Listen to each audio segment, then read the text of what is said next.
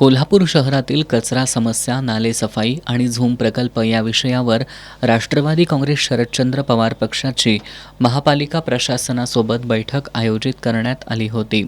अतिरिक्त आयुक्त शिल्पा दरेकर यांच्या अध्यक्षतेखाली झालेल्या या बैठकीत पक्षाच्या पदाधिकाऱ्यांनी अधिकाऱ्यांवर विविध प्रश्नांचा भडीमार केला.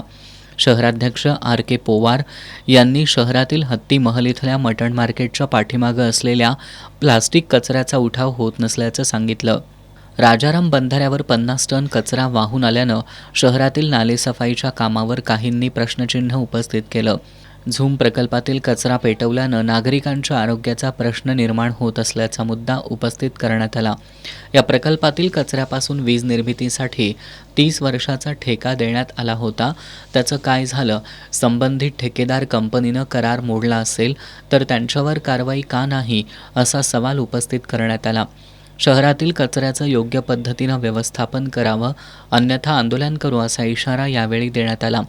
अतिरिक्त आयुक्त शिल्पा दरेकर यांना याबाबतचं निवेदन देण्यात आलं. यावेळी अनिल घाटगे, गणेश जाधव, सुनील देसाई, साहिल बागवान, राजाराम सुतार, सादिक अत्तार, शशिकांत कदम, सुनील सावर्डेकर, महादेव पाटील, हिदायत मणेर, सुरेश कुरणे, चंद्रकांत सूर्यवंशी, रियाज कागदी आदी उपस्थित होते.